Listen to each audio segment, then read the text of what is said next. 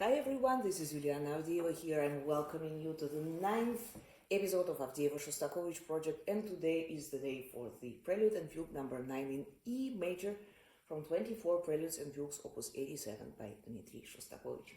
This prelude already shows us two different personalities from the very beginning, very contrasting personalities. So one is in the lower register,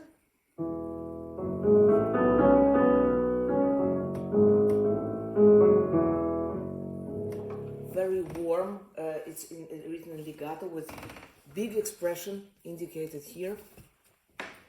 For me, maybe it represents maybe grandmother who is willing to pass on to the younger generation. The second element is this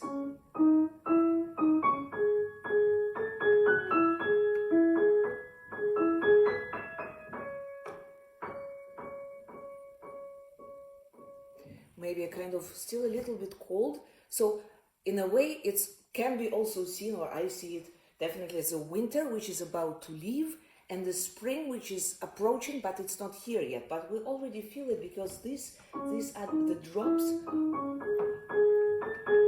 of water. You know, when the first sunshine is coming and the snow and ice, it just start melting. So it's just this indication that the spring is coming, especially here when it's disappearing. So beautiful. Also the idea how Shostakovich describes this. So we have both elements consist of octaves, so it's in a way very empty sound, but with a big distance. It's very typical Shostakovich writing, in my opinion, because we have always 2 octaves distance between the hands in the low register and as well as in the high. So this is always one octave would sound like this. It's a little bit, it's different let's say different size of the dimension of the sound. And Shostakovich very often in piano music indeed writes the octaves in with a distance of 2.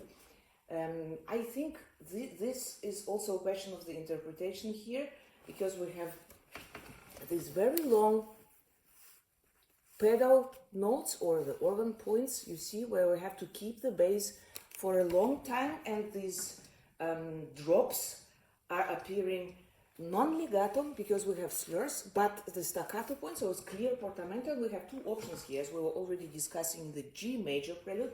We can take the right pedal and play them on the right pedal, then it sounds like this.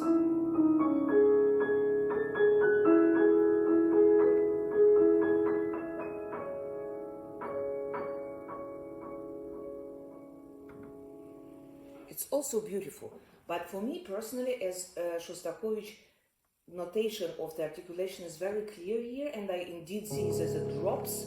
I prefer to take the bass note on the middle pedal, and then we have indeed this non-legato effect.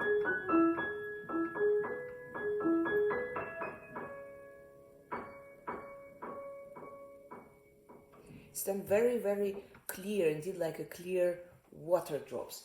But again, it's a very personal taste of the interpreter, and I just think that the middle pedal for this kind of texture is a wonderful tool, and I'm happy to use it in this opus a little bit more often than I usually do, but it is a very useful tool. So of course there are also some more development here, although the dynamics is always between piano and pianissima. Only in one section after the E flat we have one very dramatic moment. Crescendo, mezzo forte espressivo.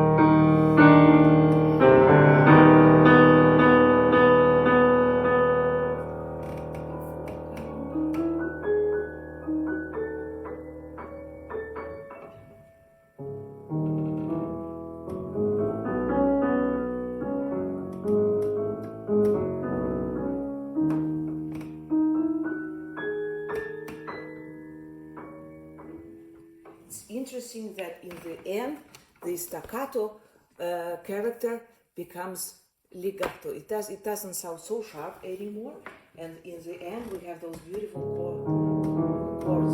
Listen.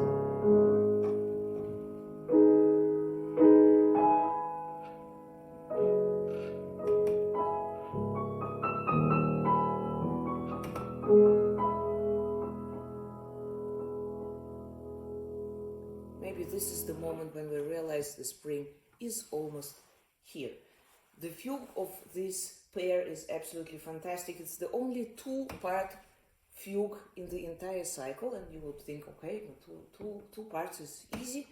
It's actually not. It's one of the most challenging fugues for me personally in the entire cycle. So we have a very clear toccata-like character here, which reminds us maybe a little bit of the E minor fugue from Well-Tempered Clavier, Book 1 of Johann Sebastian Bach.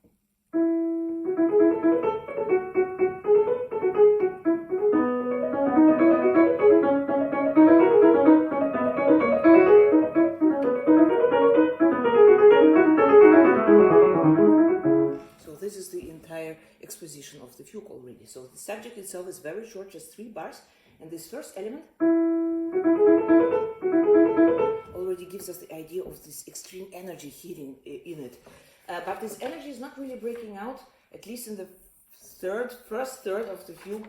We have only piano dynamics by now, and the counter subject is also very light and kind of supporting this vivid character of the fugue. Now we have several beautiful moments, polyphonic moments in this fugue. First appears in bar 21 when the subject comes in inversion, first in the upper voice, then 3 bars later in the lower voice in forte.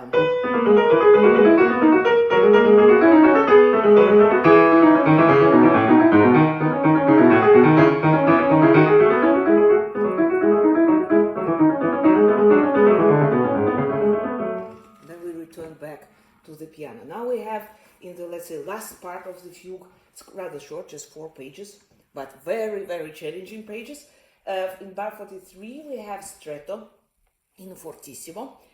So the lower voice is starting the stretto, then the second voice is entering 1 quarter later. So it's actually very, very nice.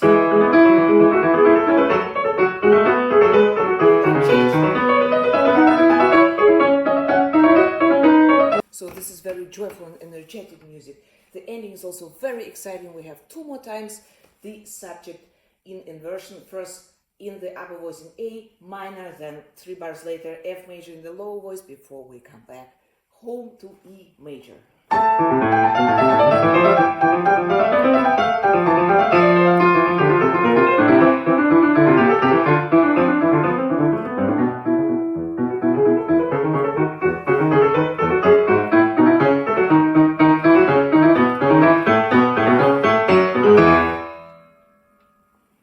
So that was the E major Prelude and Fugue from 24 Preludes and Fugues, Opus 87 by Dmitri Shostakovich. Please let me know what you think about this pair, and I wish you a wonderful week, and I'm looking forward to seeing you next Thursday. Thank you for watching. Bye.